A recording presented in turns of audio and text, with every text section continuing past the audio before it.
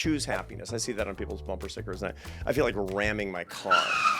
You need unhappiness, and your suffering is a very sacred thing. What is the secret to happiness? World-renowned happiness expert, Harvard professor, and best-selling author Arthur Brooks shares exactly that on our episode.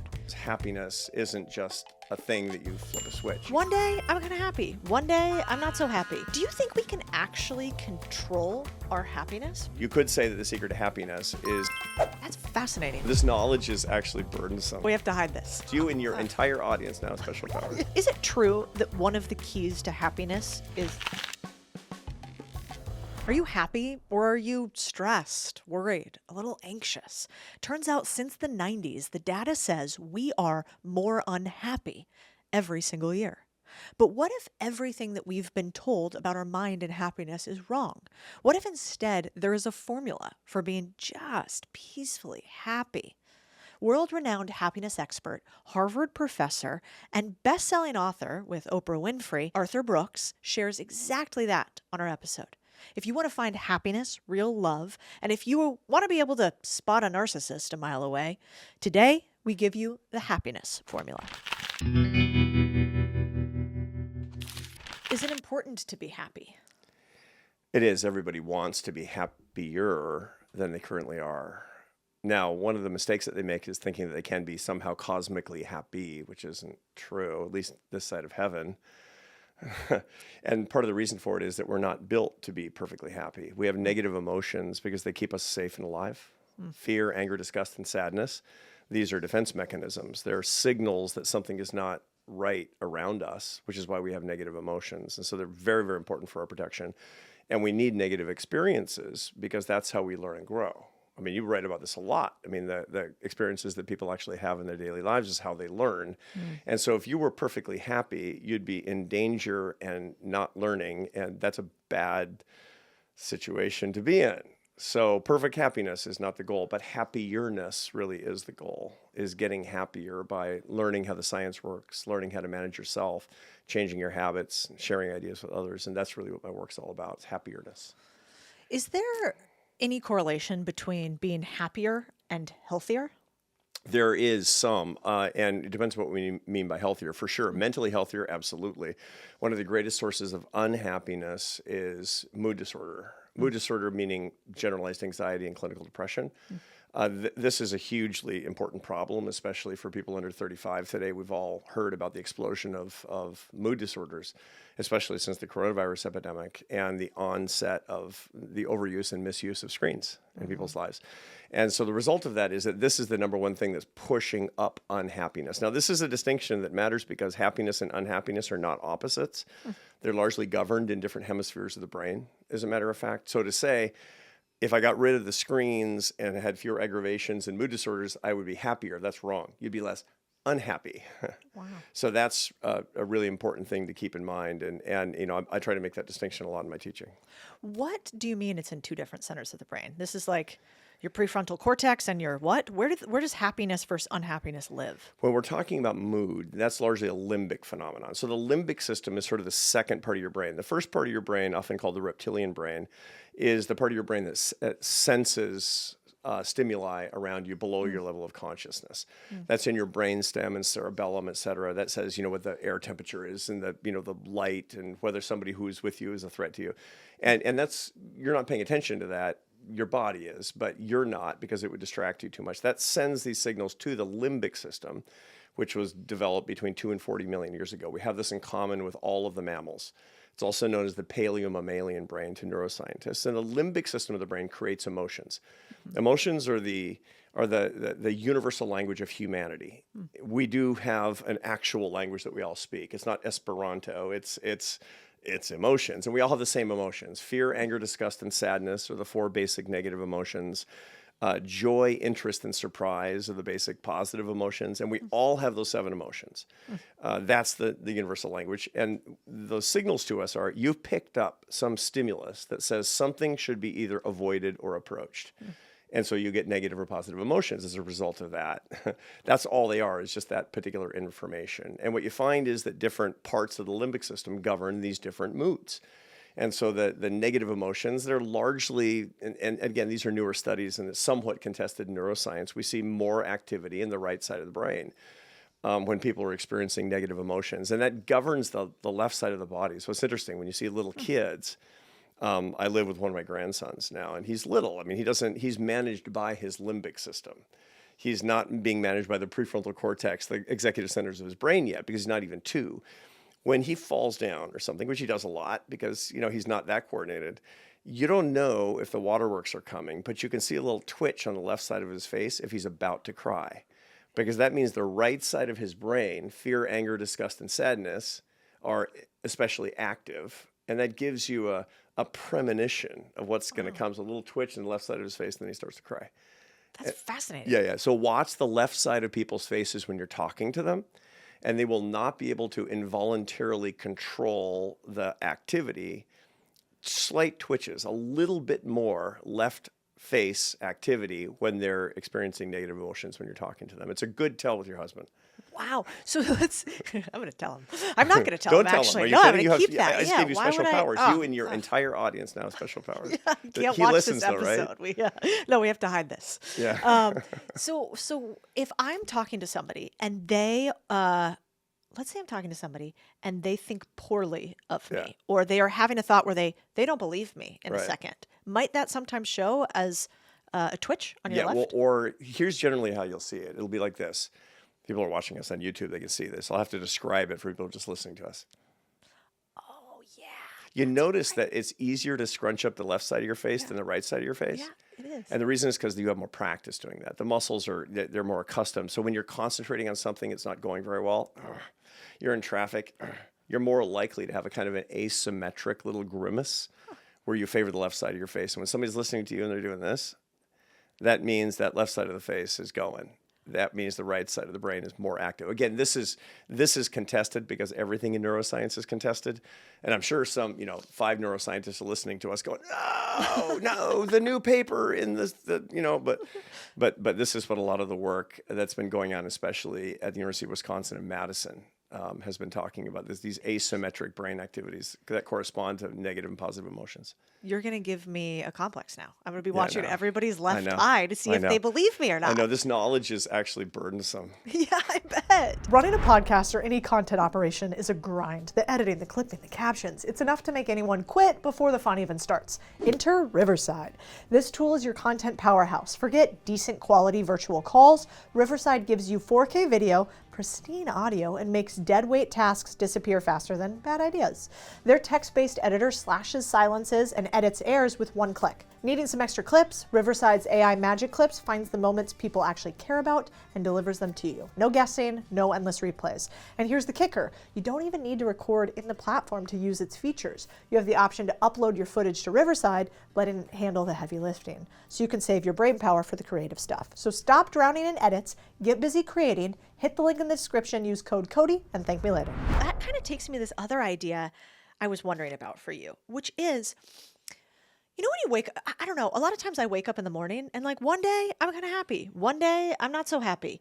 Do you think we can actually control our happiness, or is it out of our control? We can manage our emotions. So you can't control your happiness directly, but you can manage your emotions, and you can adopt habits through proper understanding that will give you a greater frequency of emotional control and the emotions that are both appropriate to the situation and those that you choose, which is really important thing to do. So the whole point is I can't make myself happy all the time. Choose happiness. I see that on people's bumper stickers, and I feel like ramming my car into that. It's because, you need unhappiness, and your suffering is a very sacred thing. It's an incredibly important and beautiful thing, as a matter of fact. However, you can manage your emotions much, much more than you currently do. Almost everybody can. And the way to do that is by training your prefrontal cortex, which is the most human part of your brain. This is the bumper of tissue, 30% of your brain by weight behind your forehead. That's all of your conscious stuff is going on in that part of the brain. Training it to understand your limbic system and to react according to the way that you want to, as opposed to the way that you feel. Now, that's a whole set of techniques, self-management techniques called metacognition. which sounds really fancy, but just thinking about thinking. Real consciousness about your emotions and then reasoning about your emotions gives you unbelievable amounts of managerial control, where you can decide, yeah, I don't want that emotion because I don't think it's actually appropriate. I'm just feeling it because, I'm an animal. But I've decided that I'm not going to act according to it. You can choose gratitude over resentment. You can choose humor over sadness. You can do a lot of emotional substitution on the basis of this. You can also wait when you're feeling a negative emotion so you're not reactive. Your grandma probably said, Codie, count to 10 when you're angry, before you answer. She was telling you to be metacognitive. The reason is because you were letting your prefrontal cortex catch up. Your limbic system is fast, your prefrontal cortex is slow. Let your prefrontal cortex catch up, and you can manage a lot of your negative emotions, use them in an appropriate way, react the way that you want to. You'll get a lot happier. So let's put that into practice. Let's say you're in a fight with your husband, totally hypothetical speaking. Weird. I mean, I don't actually have a 100%. husband, but so yeah. I do. So let's say you're in a fight with your significant other and you're mad and your gut reaction is to go at them. Right. What is a practice to slow down anger or to control your mood? Yeah. So there's a lot, almost any time that people give advice to couples, they're inadvertently giving them advice on metacognition.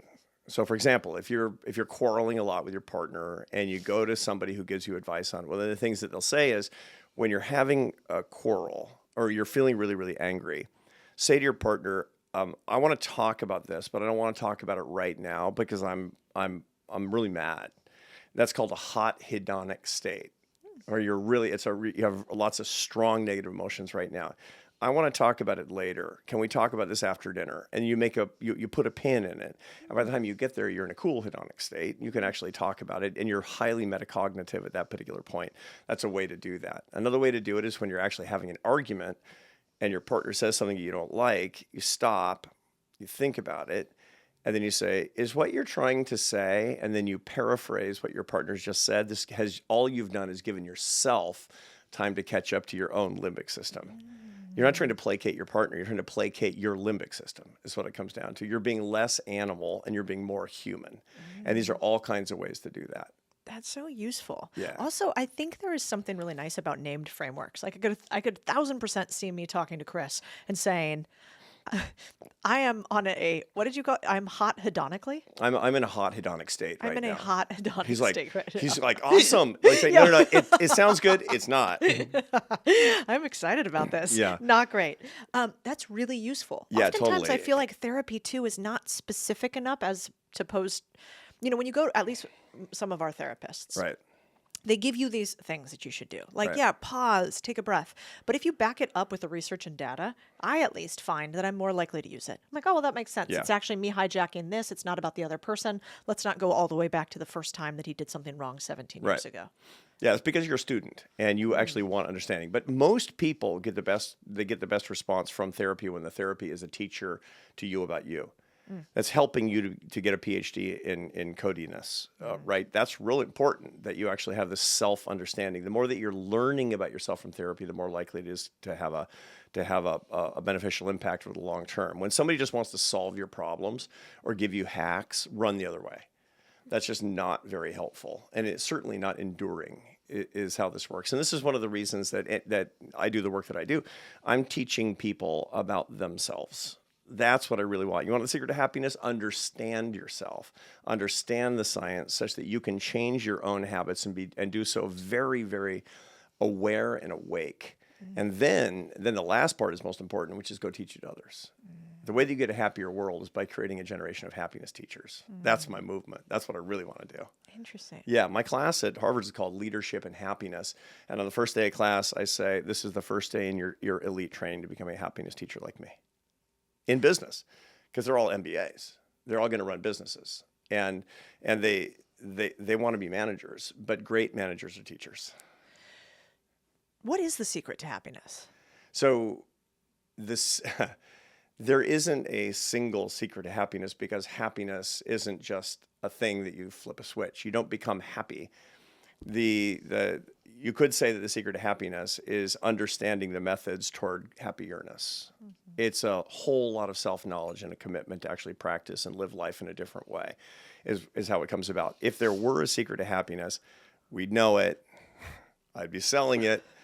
It would be going like hotcakes on Amazon. We'd be on your plane. Yeah, right now. totally. We would be doing only this on do my plane. podcasts on your plane. That's right. But I wouldn't have been the one to find it. It would have been found a long time ago. This is the thing that people think they want, and it's really, really elusive because there isn't a switch. Happiness is a multidimensional phenomenon that's not fundamentally, it's a combination. You and I have talked about this in the past of enjoyment, satisfaction, and meaning, which is a whole, vast literature and set of techniques. It's actually a journey. It's an incredible adventure.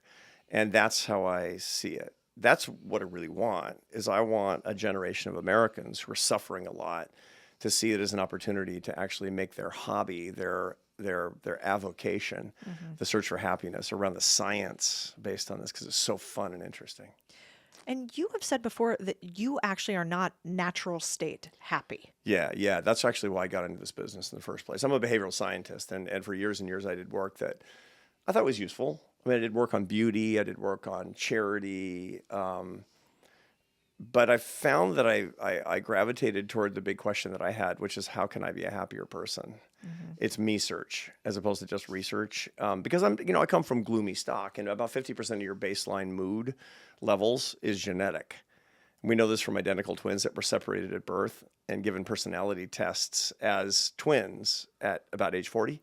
There's tons of interesting papers on this, and you can even see these pairs of identical twins that didn't know they had twins and are reunited. It's on YouTube. It's a beautiful thing. And when they're given personality tests, it turns out that a lot of their personalities are genetic, including about half of their happiness. So their baseline mood level. And so, your mother literally made you unhappy. So you got to change your habits. And part of changing your habits is changing your knowledge. And for me, man, I suffered through a PhD in social science as a social scientist. So I got to use it for something that's really, really important for what the world really wants, starting with what I really want. And that's why I wound up in this business. It's interesting because now that I've done the podcast and have been in the circles I've been for a minute, I've met a lot of professors. Yeah. They don't seem that happy on Yeah. average. I mean, I've said it to his face, and we're buddies enough, so I think I can say it. Like, I remember having Scott Galloway on the podcast. Yeah. And I was like, Yeah. God, you're exactly what I thought you were going to be. You are not a happy dude. Yeah. And he's like, no, I'm baseline not happy. I'm like, will you laugh today on this? And he's like, probably not, because we've talked about it. And I was like, so all this stuff that you do, that you kind of make these self-deprecating jokes about, like, this is your steady state. It's kind of where you want to be.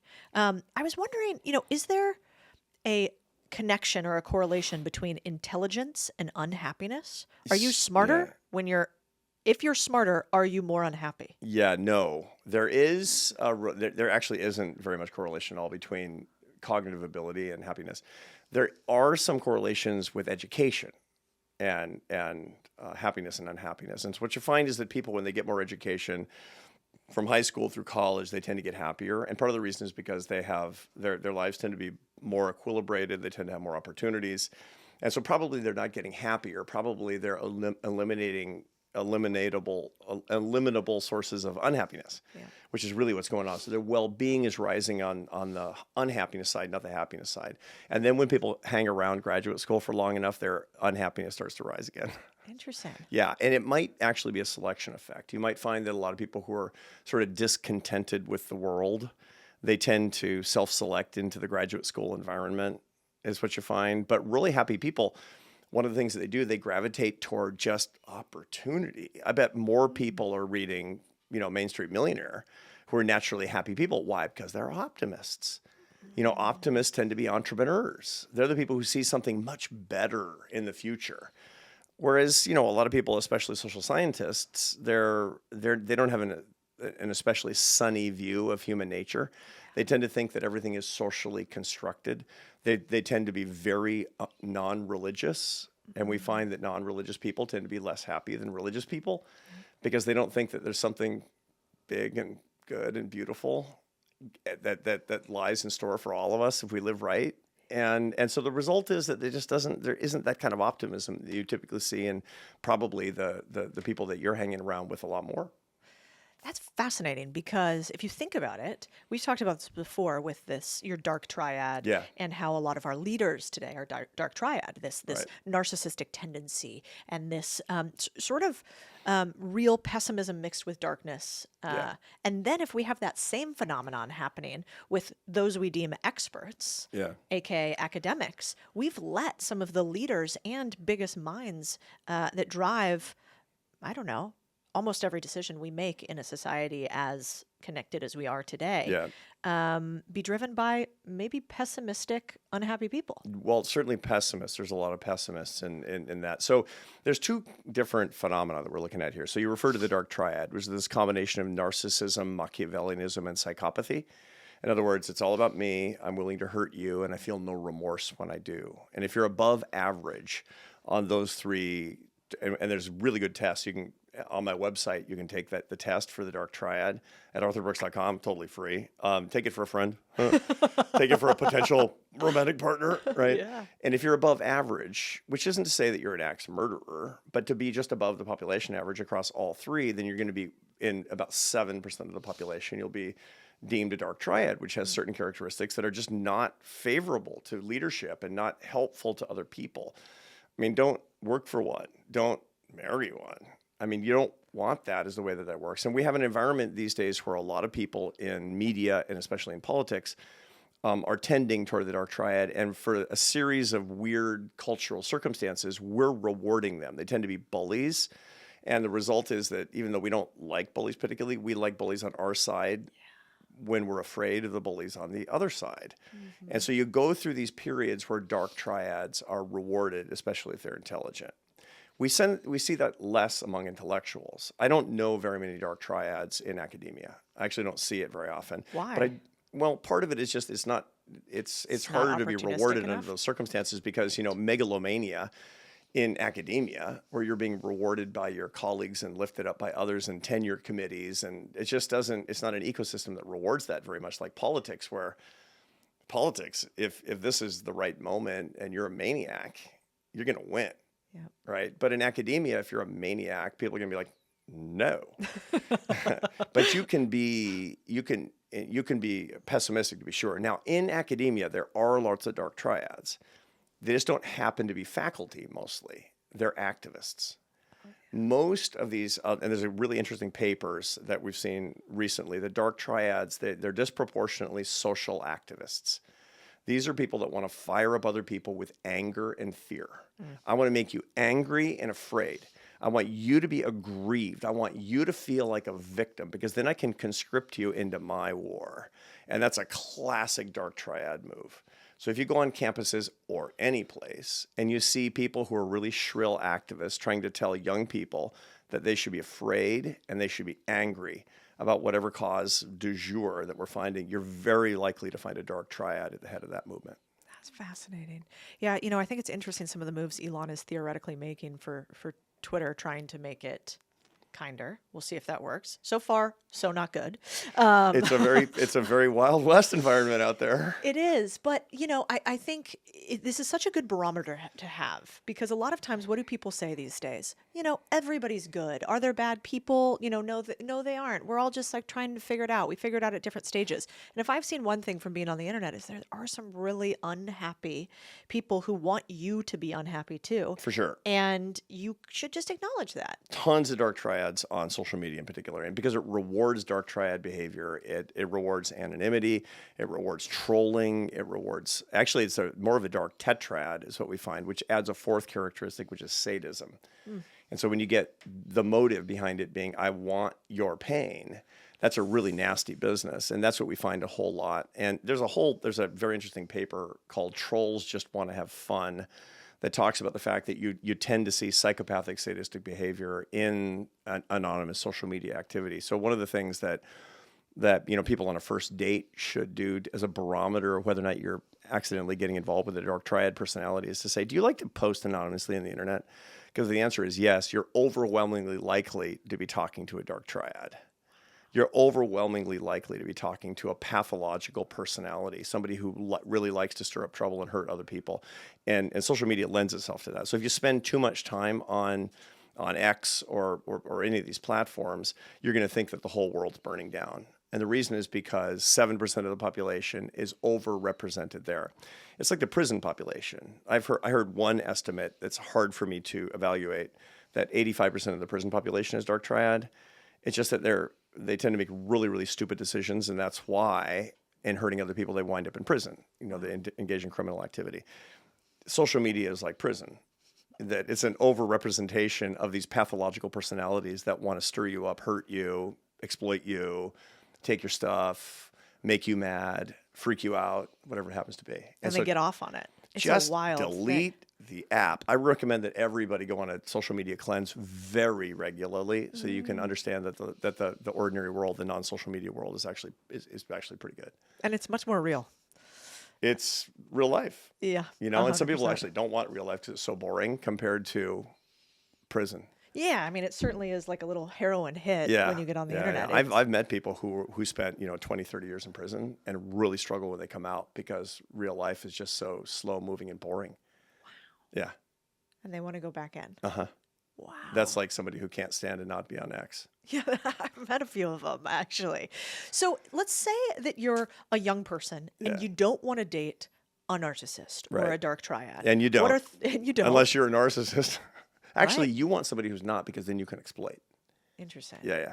So how would you make sure that's not who you're dating? What are 3 or 4 things you could do? Yeah, so I've written an awful lot about these particular characteristics, and I have screens and things that you should actually be paying attention to. But the whole point is understanding what that constellation actually is. So narcissists, especially narcissists who are also Machiavellian and somewhat psychopathic, they present unbelievably well. If you're getting love bombed by somebody, that's very likely a dark triad. What is love bombing? And that's basically moving on you super fast, sending you chocolates, sending you flowers. It's just, I love you so much from the very beginning. If they're moving too quickly into the zone of trying to sweep you off your feet, that's always what dark triads do. Why? Because they show really well, and they prey. This is generally speaking a gendered phenomenon. So these are dark triad men do this. Yep. And they have almost a perfect detector for a syndrome called hemophilia in women, which is, it can happen to men too, but it's most likely in women. Not hemophilia, which is a blood disorder. Hemophilia without the H, which is women who fall in love really quickly. And it's a pretty common phenomenon. And there's a bunch of literature on this. And so dark triads, they have a sixth sense for hemophilic women. And they'll just love bomb them, and within a week be practically moving in together, and then draining their bank accounts and cheating on them, and and treating them really, really horribly. Knowledge is power. So I've worked with lots and lots of young women about this, talking to them about what you should be looking out for in yourself and in others. And we talk about the brain science of how this works. If you're hemophilic, you're going through this neurochemical cascade of falling in love much more quickly than the average person.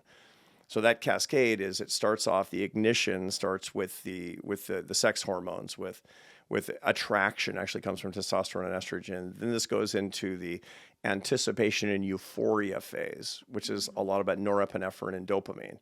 Then it goes into bonding to the other person, where serotonin levels fall. So a part of the brain called the ventrolateral prefrontal cortex becomes highly active. This is almost indistinguishable from clinical depression, because you're ruminating on the other person. This is when you send 100 text messages like a moron and feel humiliated. Never and done that's that. because when you're falling in love, you'll do weird stuff, and that's because your serotonin levels are low. And what you really want in the end is the imprinting, bonding on each other with oxytocin, which is this bonding hormone, also known as the love molecule. And you go through this process, and it usually takes a certain amount of time. And if you sync up in that and you're falling in love, it's great. But if you're going through this in hours and the other person is going through it in days and weeks, it's a problem. And if the other person isn't going through it at all, they're just trying to exploit you, it's a big problem unless you've got this knowledge, is what it comes down to. So recognizing the characteristics of narcissists is really important. They're going to be trying to sweep you off your feet. They're also, it's interesting because they have all these tells. Narcissists, everything's about them. Right? The average number of questions asked by a man on a first date, according to my colleague Allison Woodbrooks at HBS, 0. No way. Yeah, that's the average. That's the median number of questions asked by a man on a first date with a woman. Yeah, yeah. So if on the second and third date you're still not getting any questions about you, you get a narcissist. That's a big tell. That's a good one. They're just not curious about you. It's not like they were raised by wolves. They just literally don't care about you. And if you're the only one, if it's asymmetric in that way, and those types of things, if they're talking an awful lot about the people who've done bad things to them, if they have a persecution complex, if they tend to feel victimized, if you've noticed that they've moved around a lot because they haven't been able to hold a job, all of these are dark triad tells. That's such good intel, Yeah. especially the question part, because I think I had a few interactions with one in business and one in personal relationship. But the personal one, I remember being so enamored by the human, like very charismatic. Totally. They And- show so well. They show so well. Yeah. And I think there was that love bombing thing going on. And then simultaneously, I was so I was just like, wow, the stories you're telling and the things that have happened. And oh, they did that to you? How could they have done that to you? And then if I look back, probably I didn't share much of anything. Yeah. Um, That's right. So That's right. that's a great tell. Totally. And when you think about it, what the narcissist wants you to fall in love with him. Yeah. Wants you. He's not going to fall in love with you. He wants you to fall in love with him. He wants, or she wants, an asymmetric relationship. That's the nature of it. And so if things are asymmetric and they look they're asymmetric on purpose, you got a dark triad. Why can a narcissist ever fall in love? Can you change a narcissist? It's not clear. And part of the biggest problem is we can have lots of pathologies and we can't change because we want to. The problem is that narcissists don't want to change. The problem is not that you can't change them. The problem is that you actually need them to buy into the process. And if they don't, because they don't want to change, you're not going to change them involuntarily. You're just not going to. And so I actually haven't seen cases in the literature or in my own work of a dark triad actually becoming not a dark triad. Wow. So how do you? I guess you do just you don't do? date them. Yeah. What do you do? Avoid them. Avoid them. Avoid them. Just avoid them as much as you possibly get. But don't marry them. Don't date them. Don't hire them. Right. And if it turns out you do hire them, fire them. Yeah. Right. And again, now's the moment right now, because most of the in industry today, in American business today, bosses all know who their troublemakers are. All your activists in the workforce, these are disproportionately dark triads. The ones who are blowing up your Slack channel saying the boss is a racist, assuming that you're not a racist. Yeah. I mean, don't be a racist, right? But people who are just basically attacking you and trying to gin up all sorts of ill will, these are dark triads. Get rid of your dark triads because, by the way, they're also unproductive. They're also not good workers because they're doing things for themselves. They're selfish and nobody wants to work with them. And they're making everybody miserable around them. So even if they're ringleaders, they seem popular, they aren't.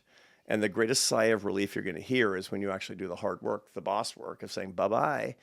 And now is the time, I think, in American business when you're going to be more able to do that in the past, because we've just gone through this horrible period of bullying in American business, where everybody's beleaguered and everybody's afraid, and they're afraid of these dark triad types actually in the workplace. So don't date them, don't marry them, don't hire them, don't have them working for you if you know who they are.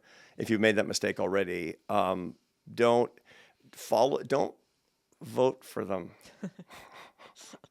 Yeah. That might be hard when everybody is one. I know. So you want to run for president? I think I asked you that last time. know, You're I like, know. no, thanks. Yeah, I'm not a dark triad, but it's funny because we kind of get what we deserve. That was remember Ed Koch? Remember who he was? The mayor of New York, and he was a super popular mayor of New York. But like all of them, they go past their poll date and then they wind up getting killed by the voters.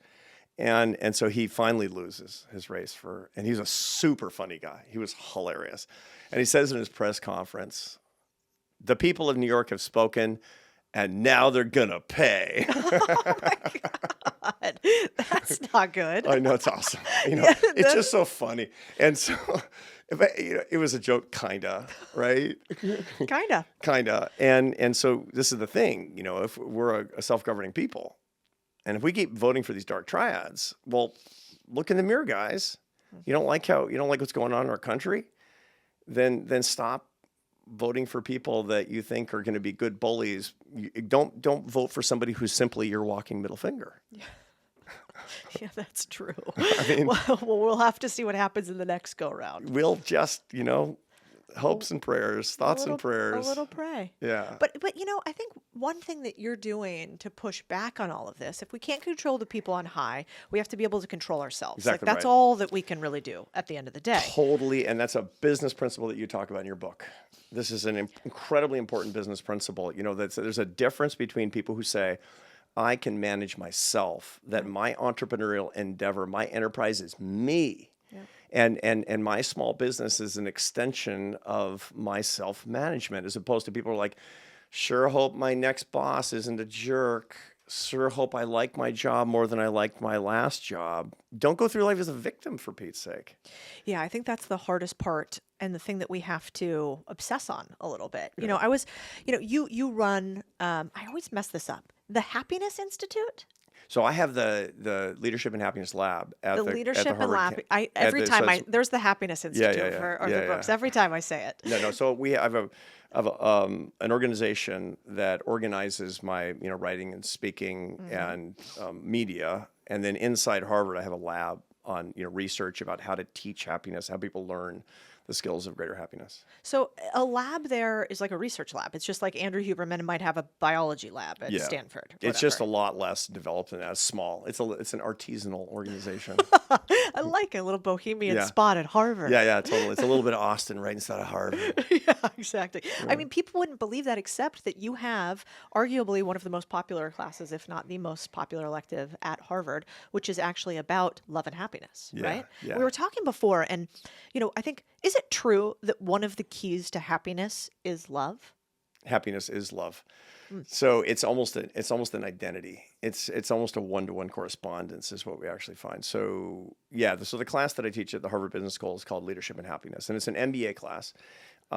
It's a very popular elective. It starts actually. We're taping this a week and a half before the class actually starts. So I'm developing every year. I develop it new, and I'm looking at the roster and it's completely jammed. I have 400 on the waiting list or something like that. It's a thrill to actually do it.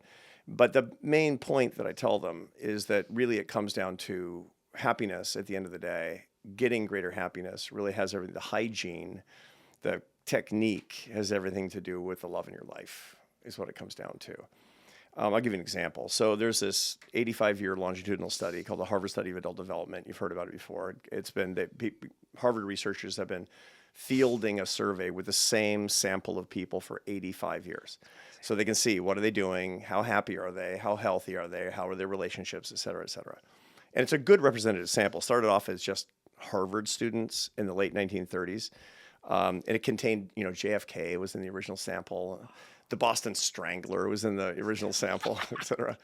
And It's then a spectrum. I know. Then they branched out to a group of people who didn't go to college, and then they brought in spouses and children, so that it's really demographically representative at this point. And they know what people do over the course of their life that leads them to wind up as happy, healthy people. So the healthy ones are diet, exercise, smoking and drinking, or smoking and substances. These days, it was drinking in the old days, but it would be all of the euphorics that are really bad for you, despite what we like to think. Almost any euphoric that you use to change your consciousness is a neurotoxin, and it's bad for you. If it makes you feel high, it's a neurotoxin. That's what it comes down to. Do we have any studies and data on mushrooms? This is like the mushroom capital of the world. I know, Austin. and that's not a euphoric per se. It's not exact. It doesn't work in exactly the same way. It's not like getting an awesome buzz. No, sometimes it sucks.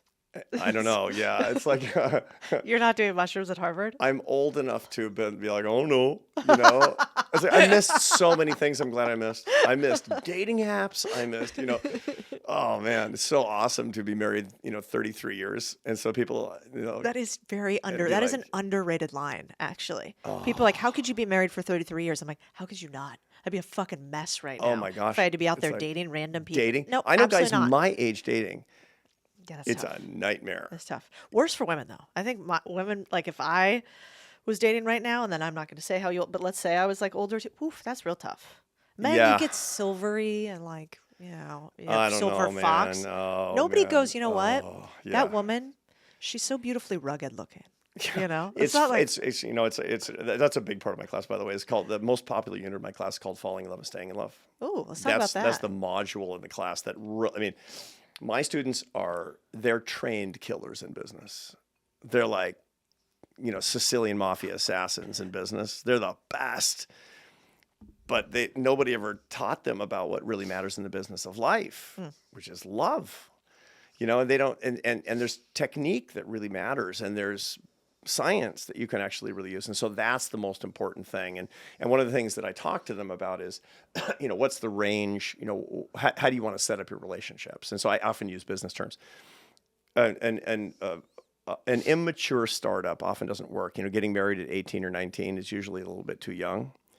But waiting too long and trying to do a merger, that's a problem too. And then after that, when it's much older, then you're in the realm of acquisitions and hostile takeovers, and that's really a bad situation for stable marriages. What you want is a mature startup. And so you want to actually have a little bit of experience, but you find that people from about 25 to 32, that's the kind of the range where people are most likely to have successful relationships because they're a startup. They're not merging to fully formed lives and careers. And there's all kinds of interesting data about, what that looks like. What does a startup together look like? And it's like one bank account is what that looks like as a very practical matter. If you're a merger, one of the tells of being a merger is you have separate finances. And that's not a good predictor of actually of growing together. Because here's the thing, you're going to change over the course of your life. Happy couples change together. And happy couples that are changing together are the ones who started together, so they're flexible and they see their own desires and tastes and views reflected in the other person. They're kind of one mind. It's kind of the hive mind of the startup. That's why, people who grow up together and start businesses together are often really successful. So are you more likely to have a successful marriage if you are a certain age? Yeah, you are. You are. And the answer is not at a certain age now. It's when the relationship started. It's really, really hard. And so there's some pretty interesting data. For example, if men over 30 who've never either cohabitated or been married, they have a 1 in 3 likelihood of a substance abuse disorder. Yeah, there's a reason that they've not been domesticated, is what it comes down to. And that's why women find, if they're not married when they're in their 30s, they're often like, God, the guys my age who've never been married. and so then now I'm talking to way older guys who are divorced. And that's one of the reasons that you see these asymmetries, that actually age asymmetries that actually often happen. And so these are just empirical regularities. I mean, not good or bad, no judgment, unless, everybody makes their own judgment about that, but those are the empirical regularities that we often see. So again, it's the startup mentality. My kids got married super young. My sons got married at 22 and 23, had their first children at 23 and 24. Raise them Catholic, they go do Catholic stuff. Yeah. But what we find is that it's mid-20s, 25, 26, 27 to about 32. That's kind of the magic zone where people have enough experience, they know themselves, they've made mistakes, they've learned from their mistakes. It's like their early startup experience that didn't work out. And the early failures in the startup world, but they're not jaded, right? And so they're not scarred, and certainly they're not. They're willing to hitch up with somebody else and become hive mind. Yeah, Still. that does. We have a couple of friends here in Austin that just jokingly love them, but we called them the Lost Boys because they would just kind of never age, right? They'd want to stay. It's kind of a Peter Pan deal going on. That's what it is, Yeah. Peter Pan. Yeah. Yeah, and so and they're wonderful humans, but And they probably don't have a substance use disorder, but they're having a hard time growing up. they are, and and because they're relatively reasonable humans, business Right. people, business kicks you in the teeth constantly, so I Yeah. think it's harder to be completely unreasonable if you're running a business. Right. You just get gut checked constantly, but these guys in particular, I would introduce them to a a guy, a girl, and or a woman. And I remember one of the times I'm like, "What is wrong with you that was the way that you thought Right. that interacting was appropriate?" They're like, "Well, that's what I do with all of my buddies." I'm like, "Not the same thing." So I do think it's not very popular to say that Yeah. it's quite hard when you're fully matured Yeah. to compromise with another fully matured human. It's hard to do. I mean, you've got your own style of living. You've got your own technique of interacting with other people, indeed, and you become less flexible, quite frankly. And for a lot of men, women are different than men, and they don't fully experience that because they don't grow up together. I mean, I've been with my wife since I was 24 and she was 25, and we grew up together. Yeah. I don't understand adult life without my wife. It's just there's just the way that I perceive the world in no small part through the brain of my wife. Are people happier when they're married? Yes.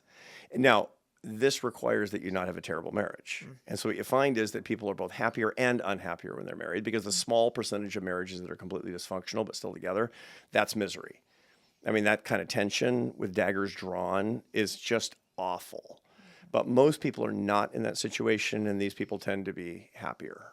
You find that, especially true, I mean, for the longest time, they used to say that there was early data that turns out to not have been replicated very well, that men are happier when they're married than women are, that marriage is good for men, but it's not good for women. That's wrong. It's good for both. It's really, really good for both, especially if at the right time you're a merger. I mean, you're a startup, and you grow up together and understand yourself as a unit, as a fighting force.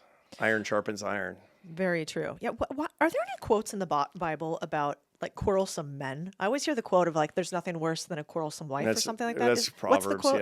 yeah, in Proverbs. But then again, then it's followed by Proverbs 31. It talks about that eulogizes the virtuous woman, who helps the man prosper in all that he does, and who's like a growing vine, and of course that's the proverb that's cited on Shabbos by Orthodox Jews every Friday night. That eulogizing, the beautiful, wonderful wife who, makes the world go around. Okay, so we get the positive and the negative. We do. We certainly do. And most of the rest of the Bible is about men behaving badly. So Okay, thank you. That makes me feel better. We don't say husband explicitly. no, but it's just implied. it's like you don't even need to talk about the husband experience. It's just kind of the whole panoply of male behavior. Yeah. Why do you think so many young men are attracted to the Andrew Tate model of connection and love and lack of connection with women today? Well, we're in a particularly pathological period in American history where relationships aren't forming, which is a real problem. And this happens from time to time. We tend to go in and out of relationship cycle where and it's funny. It's kind of like this is the opposite of the sexual revolution. This is the anti-sexual revolution, where people are not pairing up in either a bad way, depending on your morals, or a good way. There's just what you find is that people are about half as likely to be married in their 20s. They're less likely to be cohabitating. They're less likely to be having sex. They're less likely to say they're in love than ever before. And that leads to just an unbelievable amount of loneliness. And it has a lot to do with how we technologically intermediate our relationships. I mean, dating apps are horrible for lots and lots of men, because what dating apps do is that they adjudicate their relationships based on these characteristics that you actually can't get information on electronically or in an abbreviated form. I'm not quite making sense. Here's basically what it comes down to. If you actually have to meet somebody, you meet an actual person, you're more likely to be attracted to somebody who's not in the 10% most obviously attractive portion of the population. If you're only looking at somebody's dating profile, then what you're going to find is, for a whole bunch of reasons that researchers have looked into, 80% of the overtures toward men go to 10% of the male population, and those are not the right guys. Those are a lot of dark triads. The dark triads are the ones who show the best in every format, including in dating profiles. And so the result of that is that lots of men are left behind, lots of men are lonely, lots of men are just really hostile and angry. A lot of guys are really lashing out because men need love. And so they just conclude that the problem is women. Interesting. Yeah. When the problem is really the format. The problem is the format. The problem is the culture. The problem is the activism that has turned men and women against each other. that have made men and women hostile and suspicious and afraid of each other, because that's actually fed into this kind of goofy culture war that we've got going on right now. I mean, and the truth of the matter is that it's going to change. The fever's going to break and people are going to start falling in love again. But in the meantime, you have a lot of casualties of this culture war. And some of the casualties are lonely men and women. So what do you tell young men at Harvard who want to meet somebody?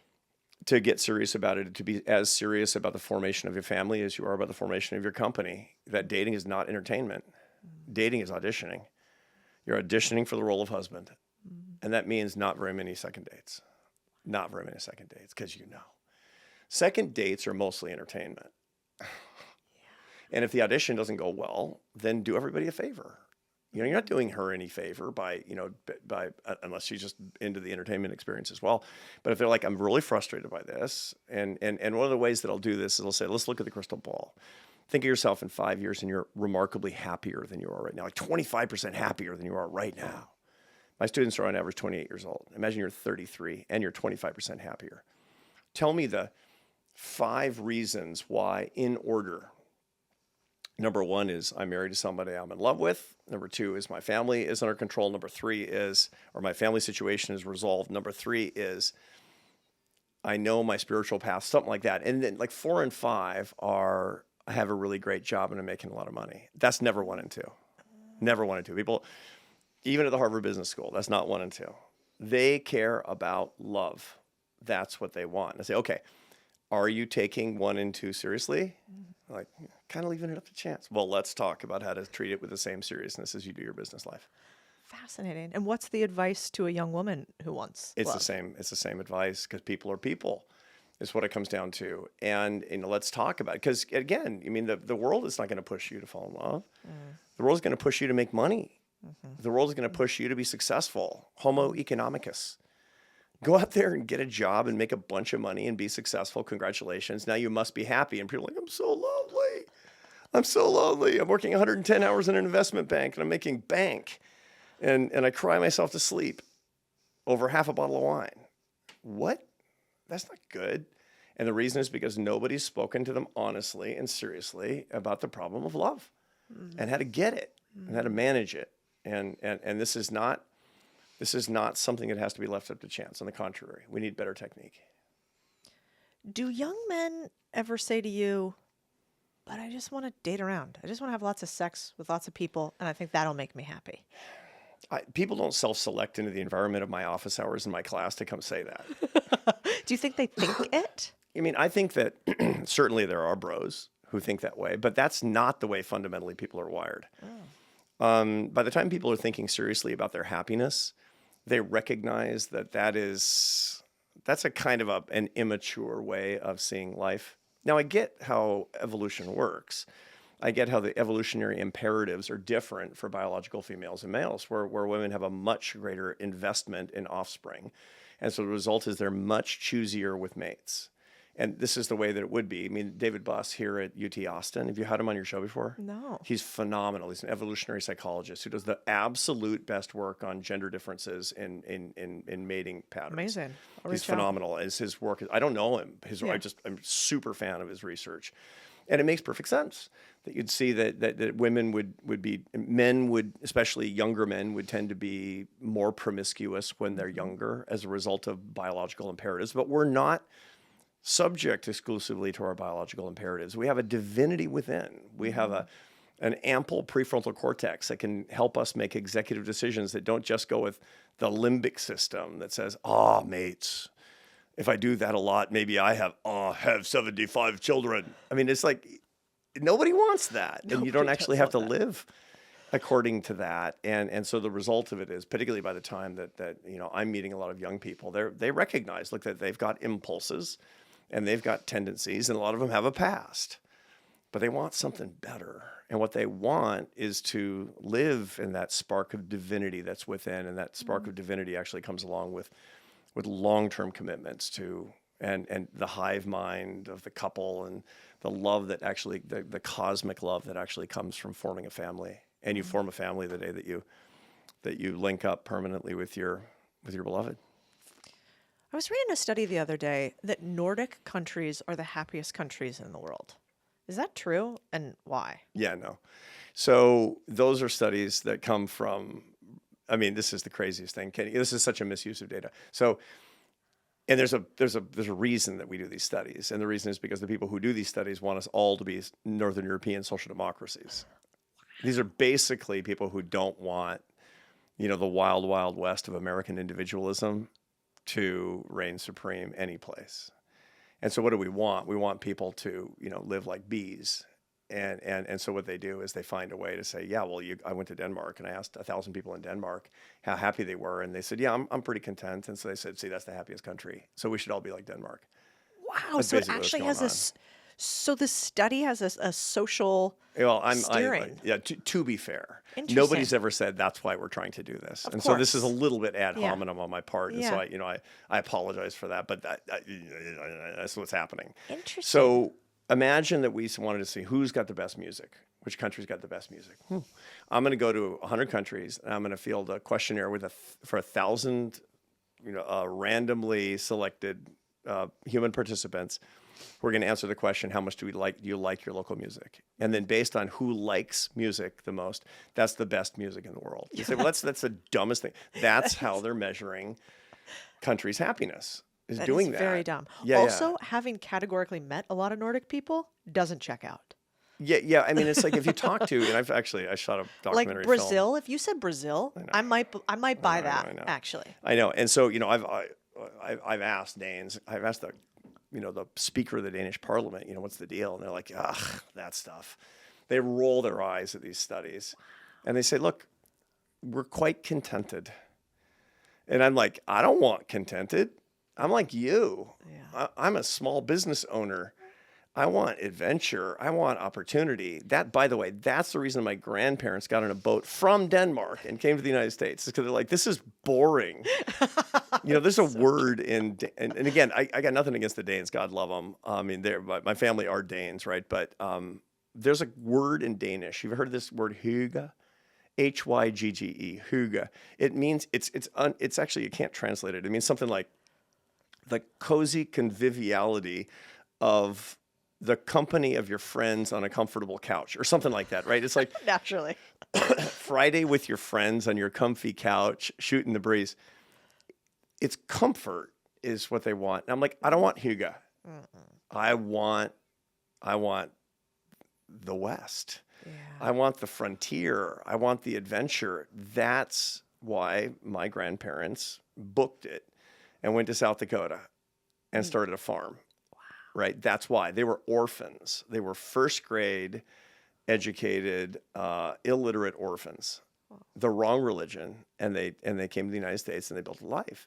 And so what that suggests is that I got nothing against Denmark, but don't give me Denmark.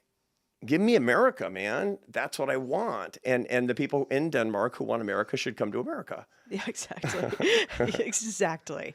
What about the fact that they list South Korea as like the unhappiest country? That's just because that's how they answer the question. There's lots the of, same so thing. Russians, for example, I was lecturing on this at Moscow State University, and somebody explained to me that in Russian, it's bad luck to say you're happy because it's going to turn on you. Whoa. Well, okay, then you can't trust data on that. That makes sense. If you've ever met a Russian, they're not going to talk about Yeah. their joyfulness. And no, it's like, are you happy? It's like, I'm doomed if I say yes. So they normally say, I'm doomed. Nothing matters, and we all die. Yeah. Which is very Russian philosophy. Of them. know. Like, you read I a know. little bit of Russian existentialism, and you're probably right there. Yeah. And so people answer happiness questions, and the word for happiness is translated in different ways. And so the Romance languages, it's felicitas from Latin, is that like the felicitousness, felicitat, is means something different than in all the Germanic languages, where, for example, in German, the word for happiness is Glück, which literally means luck. In English, happiness comes from the Middle English word hop, and hop means luck.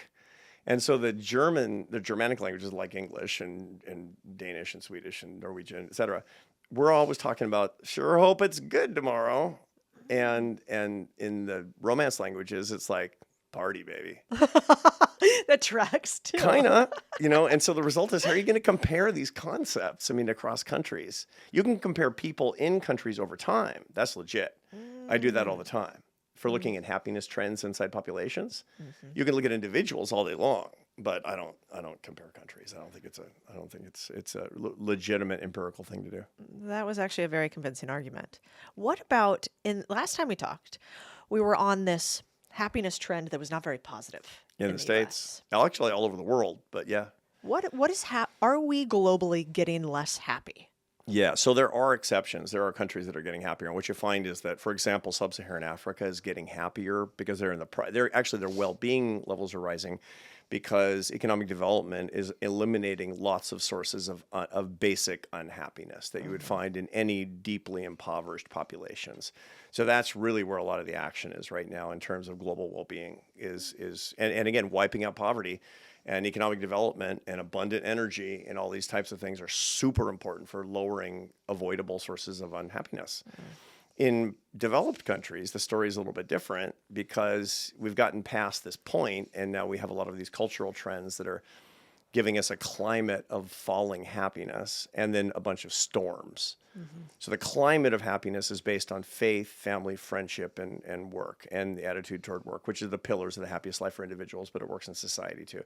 And religiosity is in decline, family formation is in decline, loneliness is increasing, especially as we mediate relationships through technology, and people have a less healthy relationship toward their work than they did in the past, especially young people. And so that's why we sort of tick down half a percentage point a year in happiness in the United States and most of the West. Then we have storms like the coronavirus epidemic, where people are still not going back to where they were and seeing each other in person. I mean, rates of person-to-person friendship are still way below where they were in 2019, and less oxytocin, less eye contact, less touch, trouble. Political polarization, which is a nasty business for happiness. When activists and politicians are telling you have to hate somebody for what they believe, you're the one who has the hot coal in her hand to throw at somebody else. That's a Buddhist concept, is to pick up a hot coal and throw it at somebody else is like hating. And last but not least, of course, is what's going on with social media and dating apps, and how technology is actually has ripped us apart. Yeah, you kind of single-handedly changed my view on having negative feelings towards others online, which is, took one conversation with you, which is probably why they call you the CEO whisperer. But it was essentially like every time you're fixating on people being negative towards you online or on somebody hating, and you're not sending them love, that is on you. You are grabbing the hot coal. And I don't know why. That seems maybe like common sense. Like, oh yeah, of course, I've heard that before. My grandmother said it. But for some reason, when you said it to me, it stuck. And from that point forward, I've really materially changed the way I think about negative people online. And I'm so much fucking happier. Oh, much happier. It's just incredible. But there's a reason, by the way, that Codie and Arthur and everybody else, why their brains naturally fixate on that. You have literally more brain tissue dedicated to threats than you do to opportunities. And that's how the Sanchez has made it out of the Pleistocene, is by being very, very attuned to threats, is to be more resentful and suspicious and fearful and angry than grateful and peaceful and loving. I mean, that threats are something you better pay attention to, or they're going to be really, really lethal. And so your brain is developed to actually look at that, to the blinking pixel of the hostile person. The person who's smiling sweetly at you from across the room, but the person who's frowning angrily at you, that gets your attention, because that could be a big problem once you get out on the street, right? And that's what's going on. And we have a tendency with technologically mediated relationships like social media to treat them as if they were in-person relationships, as actual threats. So the way to deal with that is perception and attention. So perception is understanding what's really going on, and attention is what you decide to pay attention to. And you have control over both your perception and your attention. Understanding what's actually going on in your brain and in the brain of the other person on the other side there gives you enormous power to be a happier person, and, by the way, to also be a more successful person. Knowledge is essentially power. Incredible power. I had a couple friends that went through really tough things online. Like, they were kind of personalities. One was Sriram, who got into it in Twitter. He's Indian, born that way. And he said a couple comments about H-1B visas. Right. that were taken 6 ways from Sunday, and, Right. and he was sort of in this storm and epicenter of hate on Twitter. And knowing him as I do personally, he's a lovely man who really cares about this country and wants good things for it. And we may agree or disagree with his beliefs, which is totally fine. But what was interesting was when I was talking to him, having been on the other end of when people hate you on the internet before, I said, I'm curious, did it feel like a physical threat? Yeah. Because I remember the first time it happened to me, not to his extent, but it felt visceral. Like almost like when you get an adrenal spike and you can of feel course. it, you get tingly. Is that true? Does our brain process things that happen to us online as if it is in person and threatening? For sure. So what happens is that you see something, it stimulates your optic nerve, is processed for what you're reading online in the occipital lobe of your brain, sending a signal to your amygdala, which is the fear and anger part of the limbic system of the brain, stimulating a signal that goes through the hypothalamus to the pituitary gland in your brain, then sending a signal to your adrenal glands, which sit above your kidneys, which will start to spit out epinephrine, adrenaline, and this happens in 74 milliseconds. Then, if you're in that zone, 20 minutes later, you get cortisol coming in behind it, which is supposed to keep you in a hyper-vigilant state so that you can actually stay ahead of the cheetah that wants to come and eat you or whatever it happens to be. Now, in this case, it's stupid nonsense, aka Twitter. But your brain is still registering it as if it's actually a predator, meaning that you still got this adrenaline that set you up for hypervigilance, and then the cortisol, which is keeping you awake, and by the way, also suppressing your immune system, because you don't want to be worrying about other little things when you need to be super vigilant about these particular predators, and that's when you can't sleep because you're not supposed to be able to sleep when you might get eaten, and you start treating it as if it were the kind of threat that it actually isn't. But that's how your system was created. This is a mismatch between our biological, our evolutionary environment and our technological environment. We were not built for Twitter.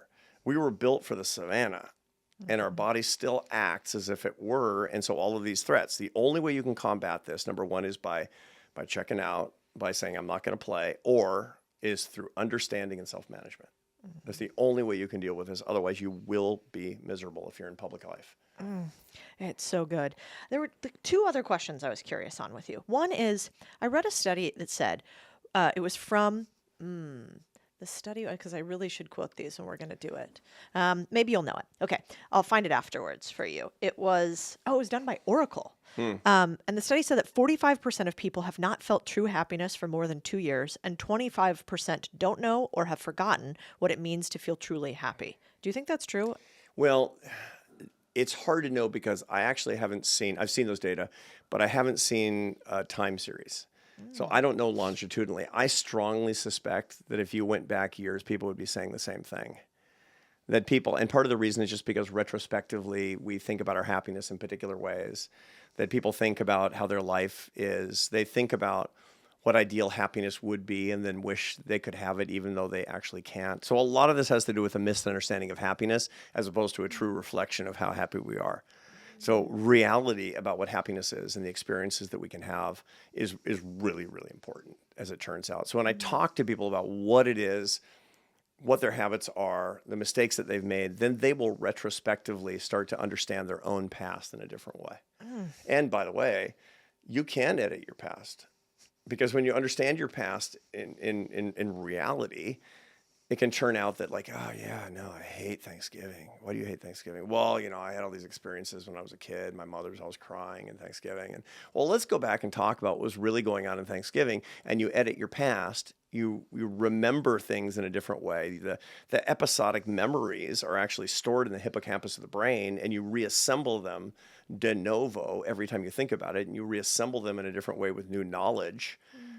You're editing your past in a more accurate way than you've done it. And then you can actually start to get different answers on those types of questions. So that would be like you would go back to those Thanksgivings and say, mom was really stressed because she was struggling with this, and she cried, but she always tried to hide it from us. Yeah. And so like she was actually looking out for us on Thanksgiving. And mom was awesome. And so you go back and you think not about Thanksgiving as a source of bitter memories, but one of sadness about what your mom was going through because you loved your mom.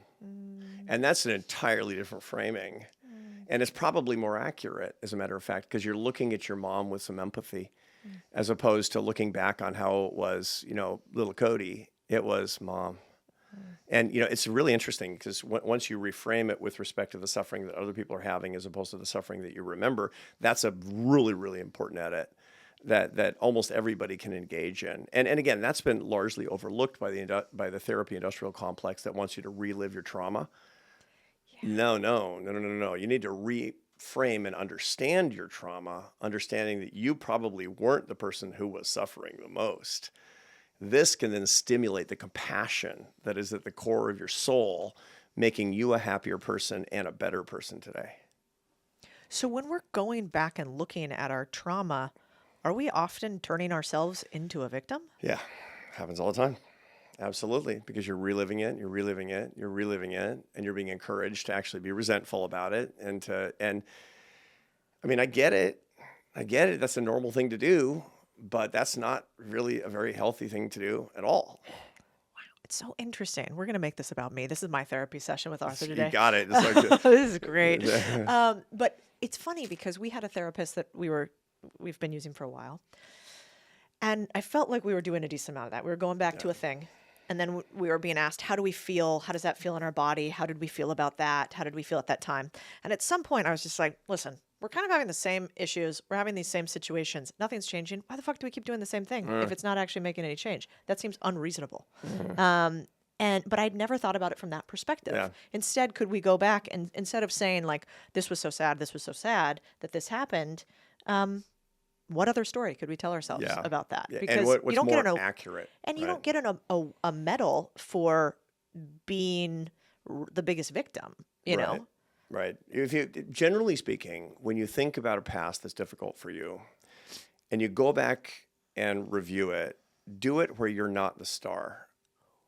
Don't be the star of your trauma. Go back and look at the other people who are involved and actually think compassionately about the suffering of the other players in that drama. And in so doing, you'll get out of the psychodrama. The psychodrama is so deleterious because it's just so boring. And me. I'm telling you, it's so hard to get out of. I starred in all my dreams last night. It was so boring and tedious. It is true. And you have the privilege of being able to go back and reconstruct the psychodrama in a way where you didn't have a starring role, where you had a role as somebody who was watching and somebody who now, with the wisdom of the years, is understanding it in a particularly different way. And it's just, it can really change your life a lot. Oof. You've actually been around and friends with a bunch of famous people, celebrities, presidents, Oprah. Does fame make you happy or unhappy? Fame is one of the four, according to Aristotle vis-a-vis St. Thomas Aquinas, there are four idols, and everybody falls prey to one of these idols. St. Thomas Aquinas was an incredible social scientist before his time. These idols, in other words, according to him, were substitutes for God, but have divine characteristics. And people use them even though they're idolatrous because religion is inconvenient, lots of rules, many one-sided conversations, so it seems. And so people will fall prey to their idol. And the four idols are money, power, pleasure, and fame. Those are the four idols. It's an almost exhaustive list. And fame can mean prestige. It can mean admiration. It can be very local. I want to be well known among these people, right? In academia, it's always wanting to be known as the expert in your field. They don't care. You don't want to be internet famous if you're in the sociology department at Harvard. But you want all the sociologists at the American Sociological Association to think you're big cheese. So money, power, pleasure, and fame. Fame is the only one of those you can only ever be happy in spite of. Now, this is important, right? Because you have a biological imperative to get more notoriety. You want more people in the caves around you to know who you are as opposed to you knowing who they are, because then you're going to be higher. That means you're higher in the hierarchy of a kin-based society. We are a tropical kin-based hierarchical species, Homo sapiens. We still are. We can get beyond the tropical part because we invented coats. But man, we're not going to get above the tribal part, the hierarchical part, the kin-based part. And so we want to rise in the hierarchy. There's a natural imperative to rise in the hierarchy. You want to do that. That's why you have 2 cars instead of 1 and a flashier watch than you need and all this stuff. You want to peacock in a particular way. You spend more time in the gym than you would need to otherwise because you want to rise in the hierarchy. Whether you admit it to yourself or not, that's what's going on. So that's an important thing to keep in mind, because then when you outstrip the number of people who could know who you are, because we live in the world of the internet, when millions of people are going to know who you are, you're going to be like, I love that. That feels so awesome, but I'm so empty and cry myself to sleep. What's that all about? And what's going on is that you're mismatched with your evolutionary tendencies and the technological reality that we live in. That's why Lady Gaga says that fame is prison, and that John Milton says that it leads us to live laborious days. It's because you want it, but it makes you miserable. Bottom line. And only very well-adjusted people can cope with it. Oprah Winfrey is one of them, by the way. She's one of the only people I've met in all of my work, and I deal with a lot of people who are very much in the public eye, who is exactly the same person in public as she is in private. Exactly. So when we're on tour and we're in front of thousands of people, or when it's just me and Oprah at her dinner table in Montecito, California, it's the same person. Same. Because she understands fame, she understands the purpose of fame, and she's not distorted by fame. But it's very unusual. So do you think that you can't be happy and chase after the 4 idols? So to chase after the 4 idols, it depends on what we mean by that. But if that's your goal, you won't be happy. Yeah. If that's your final goal. All money, power, and pleasure and fame are intermediate goals so that you can do more important things. There's nothing wrong with money. I got nothing against money. But if money is your goal, you're going to be unhappy.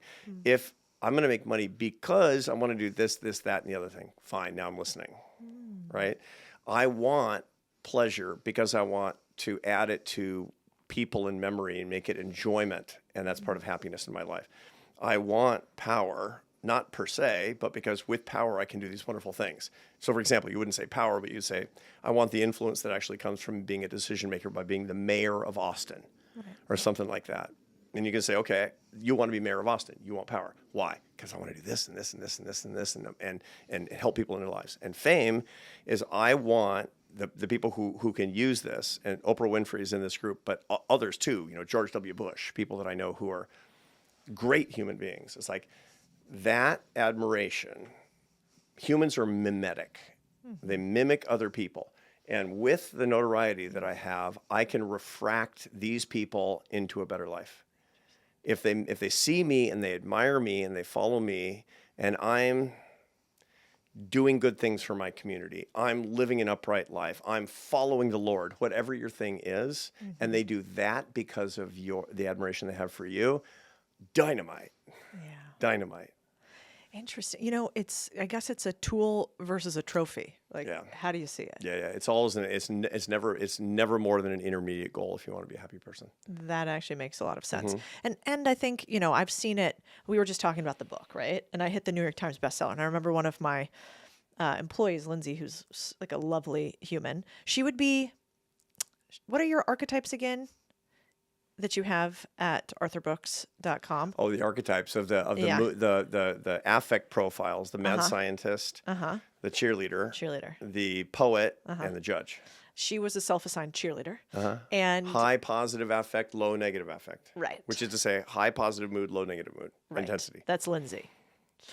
And anyway, so she asked, when we hit the New York Times, she came down very excited. She was like, how do you feel? And I was like, zero different. I feel absolutely nothing inside one way or the other. The only thing that I thought was interesting is then maybe the mission gets out. And then I did have a moment where I was like, that's fucking cool. Awesome. I get to say I'm a New York Times bestselling author. That's kind of... Because you're that forever. That's cool. Yeah, I guess, going back to the longevity of a thing. So there was a moment. So, if I'm honest, even in the things we do, there's definitely part of it that is so short-term, endorphin chasing, really fun. Right. But then... I hope there's something a little bit bigger with it, which is kind of why when we talk about our company here, I have never really liked the idea of us just teaching people how to get money and finance. Right. Because, man, then, what kind of tool are we giving people to do what with? Right. That's like handing out AK-47s and not doing anything to protect maybe how people might use them one way or the other. Correct. But it's interesting to think that way. Okay, I want to close out with maybe one last question, which is, let's try it on for Okay. size for a second. Is there any way for money to buy you happiness? Does money buy happiness? Ah, the eternal question. And everybody knows the conventional answer, which is no. And everybody knows the conventional response, which is let me find out. Right? Exactly. So first you have to ask yourself, why is it that everybody knows it won't, but they still want to try it and they can't stop themselves? And that has everything to do with the accumulation of resources. This is what gets us back to evolution. I want more money than I need because in showing that I have more resources than is necessary for me, I'm going to attract mates and I'm more likely to survive the winter. I can store up more, buffalo jerky and animal skins and flints in my cave, and that's going to get me more mates and I'm going to be able to survive the winter. And isn't that great? That's the reason you want excess resources. That's why you want 5 watches instead of 1. That's really, really what it comes down to. Now, we know because we listen to grandma and we kind of know that 5th watch, it's sort of awesome, but then you're going to kind of forget about it and you're going to keep running and running and running and running. And that's a real source of frustration that people have. But there are ways to buy happiness. Now, to begin with, more money early on, and there's a bunch of studies on this that shows that when you have more money when you're poor, then your well-being does rise. And the reason is not because of happiness, it's because it lowers unhappiness. So early on, if you're, and we all, when we were, almost all of us, everybody listening to us, when you're really young and you really lack resources. I mean, I went 6 years with no health care as a young man.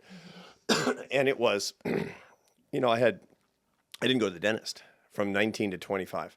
And then when I went to the dentist at 25, he filled 12 cavities and I felt a lot better. Oh my God. So you can say money bought happiness, but it didn't. Money lowered the source of unhappiness. And in my brain, I put 2 and 2 together and said, more money, feel better. And so you chase that the rest of your life. That's one of the reasons that you keep doing that is habitual behavior on the basis of these patterns that we make. But there are ways, it turns out, that you can get higher well-being at any phase of life with money. It just don't do the one thing that you want to do. So there's 5 things you can do with money, okay? This is a very much a Codie Sanchez part of the conversation, isn't it? Number 1, you can buy stuff, right? We've already talked about that. Number 2, you can buy experiences. Number 3, you can buy time. Number 4, you can give it away. And number 5, you can save it. Those are the exhaustive possibilities of what you can do with money. 2 through 5 bring happiness. 1 doesn't. 1 is what you biologically have an imperative to do, is to go accumulate stuff, more of everything that shows that you're a successful person to yourself. However, if you buy experiences and experience these things with people that you love, you get happier, right? If you buy time and don't fritter it away, that you use it for your own edification or for the relationships in your life, you get happier. If you give your money to things that you're really passionate about, you get happier. And if you save your money, you get way happier. Saving money is one of the ways that you can buy happiness.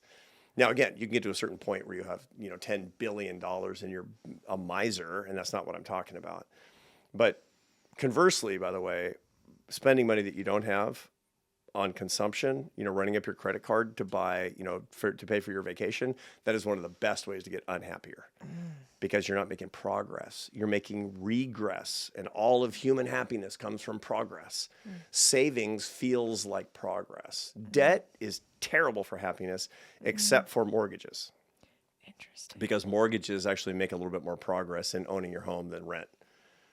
But that doesn't count as debt. Do you think that's why the Bible and so many religious books say that debt is bad? Yeah, well, they say debt is bad because there were injunctions, religious injunctions against usury. And part of the reason for that is in biblical times, if you lent money to interest, the interest rate would be about 80%. And so it was extremely exploitative. It was only in the modern sort of Anglo-Saxon system of finance, only in the past 500 years have interest rates become non-usurious, have become non-exploitative.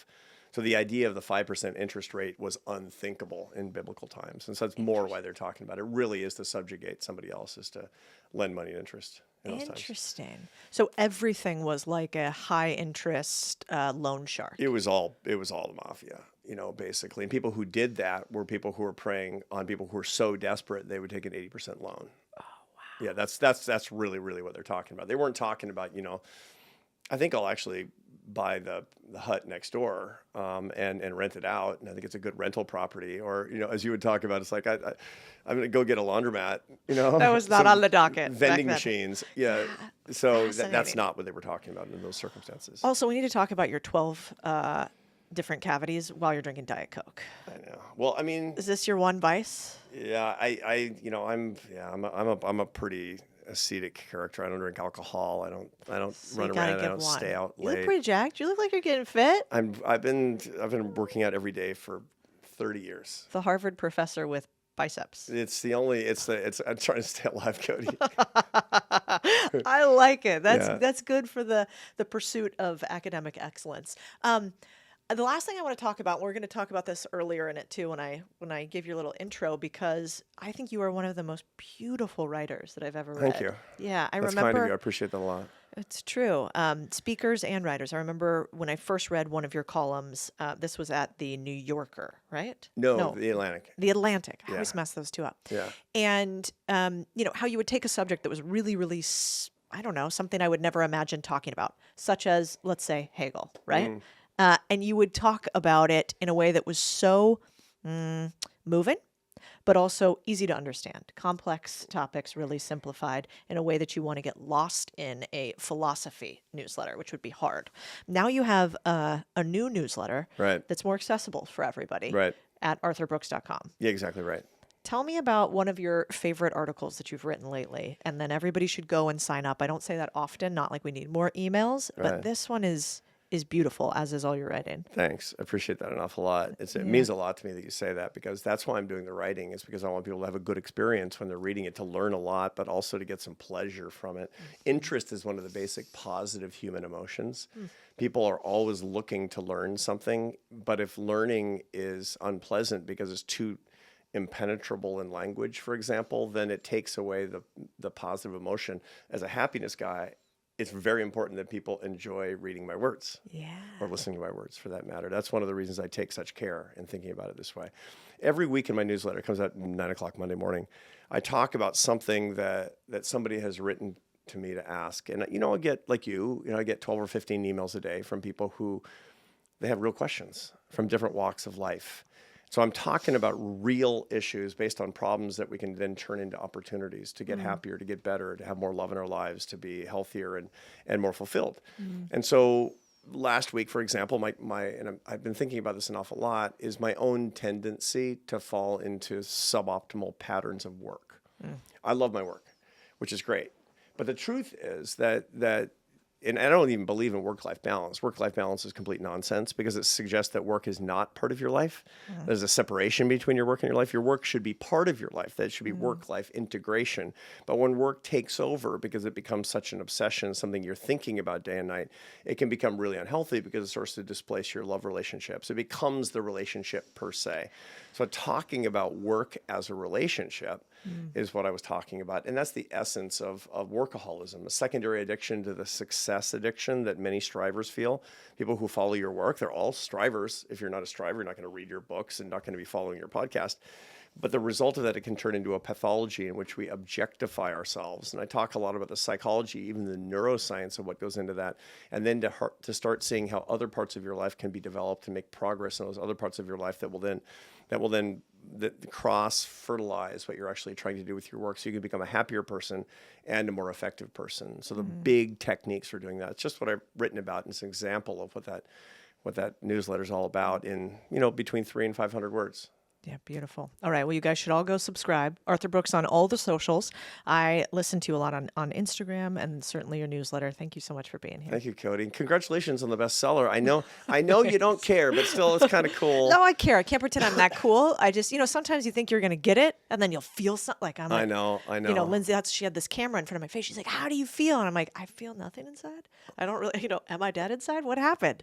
And that was a weird phenomenon for me. I know. And part of the problem is that there's a ratchet to it. You're like, Was it number one? How do you know me so well? Of course, because that's how No, humans are Jordan wired. Peterson beat me out that week. Jordan Peterson beat you. You were number 2? Yeah. No, that's Well, really- actually, we were number maybe 3 or 4 because number 3 was Snoop Dogg. So I got beat by like Jordan Peterson, Snoop, and I was like, you know what? If we gotta lose to a couple people, I'll take Yeah, this too. you know, it's phenomenal that your first shot out of the cannon and you're getting in the top 5 of the New York Times bestseller list. I tell you, that's very unusual. But here's the best news: now you got room to grow in book 2. Yeah, don't say that. Now I'm gonna get back on my not hot hedonic treadmill, but I'm gonna get back on the hedonic treadmill, and I'm gonna be motoring for book 2. Yeah, I know. And then you'll just be ratcheted up completely in this state of.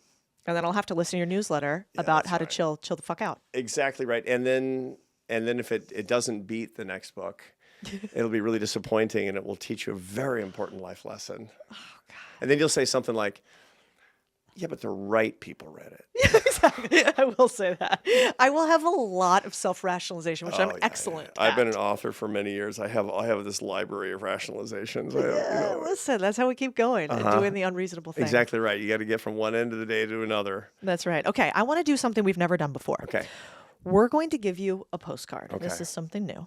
And on the postcard, we want you to write a little message to young Arthur Brooks. What would you share with him today that you don't mind sharing on the internet, because we're going to have you read it afterwards, so don't tell us your social security number.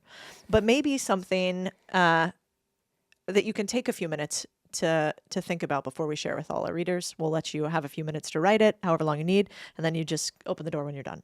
Deal? Deal. All right.